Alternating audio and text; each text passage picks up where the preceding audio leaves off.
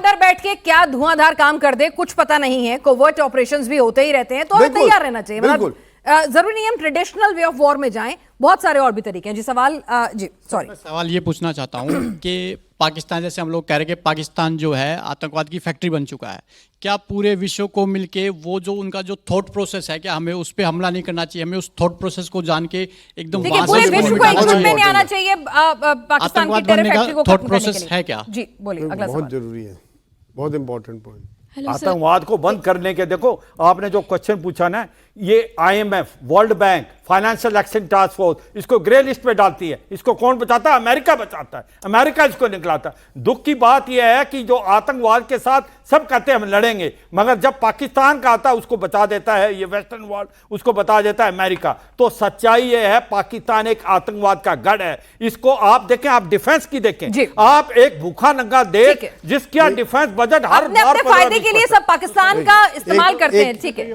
एक छोटी सी चीज कहूंगा मैं सिर्फ कि यहाँ धर्म का दुरुपयोग हो रहा है, हर मुस्लिम आतंकवादी नहीं है, ये मैं कहना चाहूंगा। ठीक है, यहाँ पे धर्म का दुरुपयोग किया जा रहा है।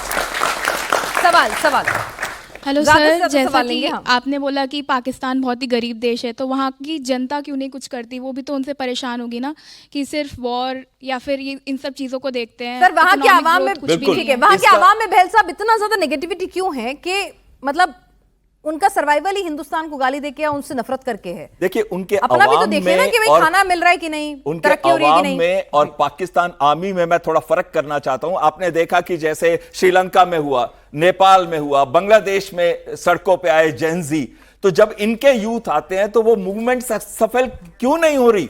क्योंकि वहां पे पाकिस्तान के सिवाय बाकी सब देशों के अंदर उनकी आर्मी न्यूट्रल थी, वो सत्ता नहीं लेना चाहती थी। यहां पे पाकिस्तान की आर्मी खुद सत्ता के अंदर है। और जब लबैक आए थे आज अक्टूबर के अंदर, सिर्फ 1.5-2 महीने पहले की बात है, जब लबैक आए थे लाखों की संख्या में प्रोटेस्ट करने के लिए कि गाजा में जो नरसंहार हो रहा है, तो आप लोग क्यों जा रहे हो उस पीस प्लान में? उस समय पर उनके ऊपर गोलियां बरसाई गई थी, पाकिस्तान रेंजर्स से सैकड़ों मारे गए थे लबैक। इस तरीके से वो कहर बरसाता है जो भी आवाज उठाता है। एक डिक्टेटर रूल कर रहा है वहां मुनीर। अगर हमें इस प्रॉब्लम को हमेशा के लिए सॉल्व करना है तो पाकिस्तान के ऐसे जनरल्स को मारना होगा, और ये मारना होगा उनकी अपनी कंट्री से भी और हमारे भी थ्रू ऑफ सिंदूर 2 में। ठीक है, जैसे हम पहलगाम के खिलाफ हमारा ऑपरेशन सिंदूर हुआ था, तो अभी जो दिल्ली में रेड फोर्ट के आसपास जो आतंकवादी हमला हुआ है उसके खिलाफ हम क्या कर रहे हैं, और इसको रोकने के लिए हम क्या कर सकते हैं? अभी पहली बात तो जो लड़ाई है वो किसी चीज का हल नहीं है, और बहुत तरीके हैं उसको हल करने के लिए। और एक अननेम्ड गनमैन है जो 37 उड़ा चुका है, जो भी भारत का दुश्मन है वो उड़ रहा है। बांग्लादेश में भी बोलते हैं लोग, वो तो आप मारे चाहे ना मारे, वो इंडिया को ही वो बरी करते। तो काम हो रहा है, इदारे अपना अपना काम कर रहे हैं। दूसरी बात, आपने देखा कि क्या हुआ, कोई भी टेररिस्ट अगर कोशिश करेगा, 100 बार कोशिश करेगा, एक बार सक्सेसफुल हो जाएगा। तो वो एक बार हो गया इस बार ये में, लेकिन कितने पकड़े गए? वो पूरी चेन नेक्सस पकड़ी गई। इसके तार जो है पाकिस्तान में मिल गए। पहले क्या करते थे, हम डोजियर दे देते थे, यूएन में चले जाते थे। अब हम बोलते हैं हम घुस के मारेंगे, और वो मारते रहेंगे जब तक पाकिस्तान सुधरेगा नहीं।